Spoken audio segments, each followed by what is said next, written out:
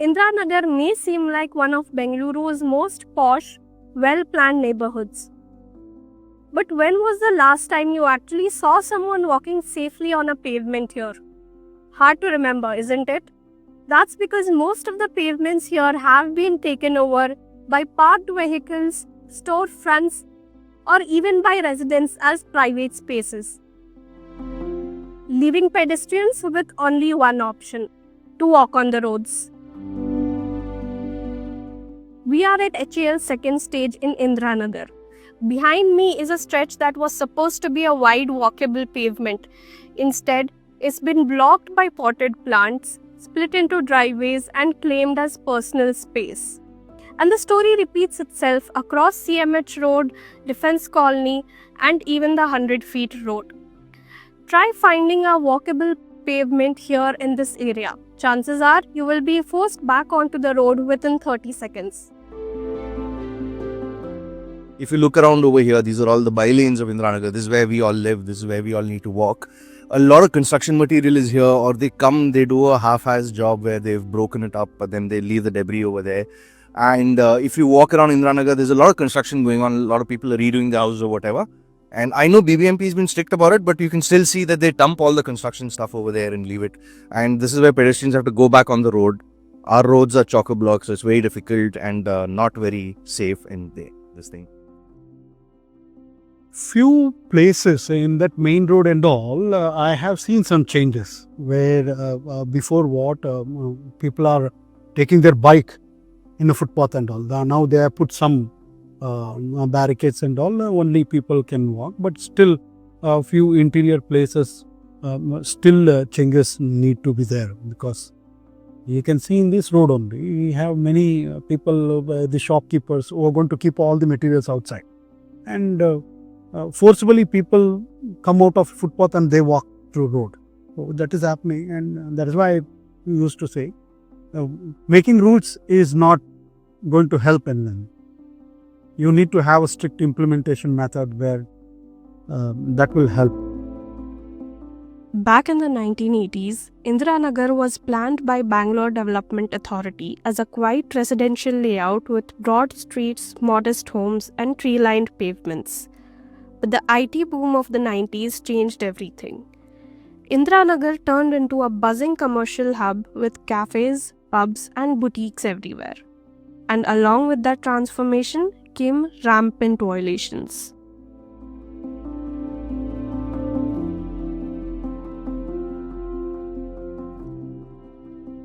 As a pedestrian, I'm not being given respect as much as it.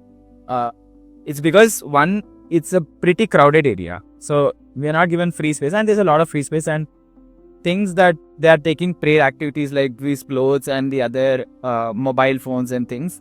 It's not that I oppose them. It's just that they're in the way of my walk.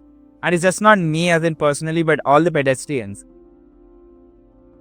There are patches of footpath and then suddenly there's no footpath. So you cannot really walk on footpaths. You have to just zigzag your way on the road also. So yeah, not good. Condition is not good. So you are mostly walking on the road instead of the footpath? Yeah, mostly, especially this kind of, lanes where there is no footpath. Yeah, you end up walking on the roads only. And how risky would you say that? It is quite risky. My husband broke his knee walking on one of these footpaths, and my roommate also actually twisted her ankle. So I know 2 people at least who got injured because of the footpaths here. So yeah, it's very risky. There is no place for the pedestrians to walk. All right. Either it's dirty, all right. Either it's mucky, it's not well maintained. There are things kept on the footpath. Where is a place for people to walk? All right. And when they start walking, not on the footpath, but on the road, there's a lot of issues coming through from the vehicles as well. Right. So what I think is probably you could do a lot of things better. There are a lot of constructions happening. So everything gets dug up. Right. Even the footpaths get dug up. So it becomes very, very difficult.